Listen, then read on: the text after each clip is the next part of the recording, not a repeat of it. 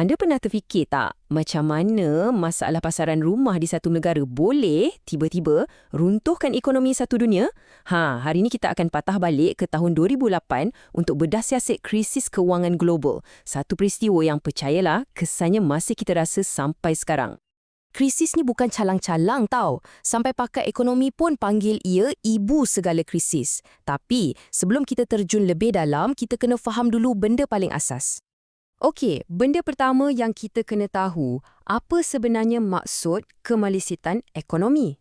Istilah ni penting sangat sebab inilah kunci untuk faham apa yang jadi pada tahun 2008 tu.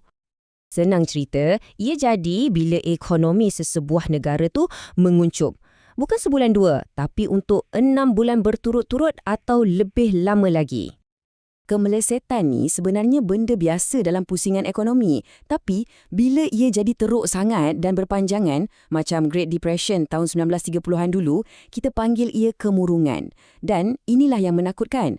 Pada tahun 2008, dunia betul-betul diambang satu lagi kemurungan yang boleh bagi kesan yang sangat-sangat dahsyat pada kita semua.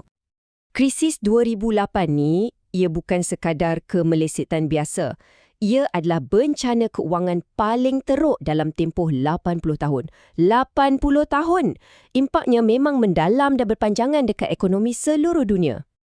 Kalau kita tengok garis masa ni, semuanya bermula senyap-senyap je. Pertengahan 2007, ada sikit masalah dengan pasaran perumahan subprima di Amerika. Nampak macam kecil kan? Tapi tak sampai setahun, masalah kecil ni meletup jadi panik satu dunia. Sampai pasaran kredit di mana-mana pun terus beku. Jadi persoalannya, macam mana benda ni boleh jadi seteruk ni? Apa sebenarnya kesan domino yang menyebabkan semua ni runtuh? Yang peliknya kan, bencana besar ni bermula dengan satu niat yang baik, nak senangkan orang ramai beli rumah. Bunyi macam bagus kan? Tapi niat baik inilah yang tanpa disedari mencetuskan satu rantaian peristiwa yang akhirnya membawa padah. Okey, domino pertama yang jatuh. Bank Pusat Amerika, iaitu Rizab Persekutuan, turunkan kadar faedah. Bila kadar faedah rendah, maksudnya pinjaman jadi sangat-sangat murah. Bila pinjaman dah murah, apa jadi? Semua orang pun berpusu-pusu nak beli rumah. Permintaan melambung tinggi. Inilah yang cipta satu gelembung perumahan yang besar gila. Harga rumah naik sampai ke tahap yang tak masuk akal. Dan inilah domino terakhir yang paling bahaya, krisis subprima. Subprima ni maksudnya apa? Maksudnya, bank mula bagi pinjaman dekat orang yang rekod kreditnya tak berapa cantik. Senang kata, peminjam berisiko tinggi. Ini satu pertaruhan yang sangat besar sebab bank-bank ni anggap harga rumah akan terus naik sampai bila-bila. Tapi kita semua tahu, tak ada benda yang naik selama-lamanya. Bila peminjam mula tak mampu bayar, bank rampas rumah mereka. Tiba-tiba, pasaran dibanjiri dengan rumah lelong. Akibatnya, harga rumah menjunam jatuh, purata sebanyak 35%. Gelembung tu pecah. Nak dijadikan cerita, bukan setakat tu je. Pada masa yang sama, ekonomi dunia memang dah sedia tertekan. Harga minyak melambung, harga makanan naik. Semua ni dah cukup membebankan orang ramai. Jadi bila tambah lagi dengan masalah bayaran rumah, ia ibarat menyimbang minyak ke dalam api yang sedang marak. Krisis jadi makin teruk.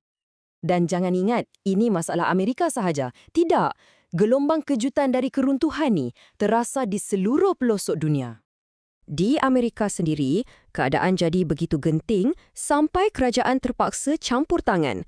Mereka lancarkan satu plan penyelamat gergasi bernilai berbilion dolar semata-mata untuk elak ekonomi daripada run-up sepenuhnya.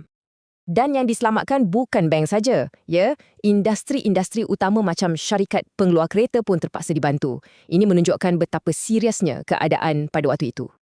Sekarang kita rentas lautan Atlantik dan tengok apa jadi di United Kingdom. Ekonomi mereka pun teruk terjejas. Pertumbuhan ekonomi mereka perlahan mendadak. Keyakinan orang ramai untuk berbelanja jatuh ke paras paling rendah dalam lebih sedekat. Semua orang mula takut dan berjimat cermat. Dan di sebalik statistik ni semua, ada kesan yang paling nyata. Ramai orang hilang kerja. Jumlah penganggur naik mendadak. Inilah bukti macam mana masalah kewangan di Wall Street boleh beri kesan langsung kepada kehidupan orang biasa macam kita. Tapi mungkin contoh paling dramatik sekali ialah apa yang berlaku di Iceland. Sektor perbankan mereka yang sangat besar telah ambil risiko melampau di peringkat antarabangsa.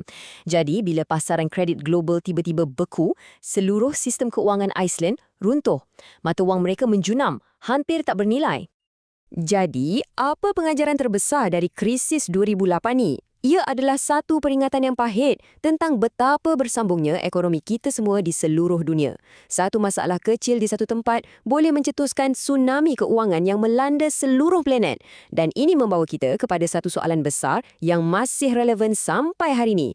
Adakah kita dah cukup belajar daripada kesilapan lalu untuk halang perkara yang sama daripada berulah lagi?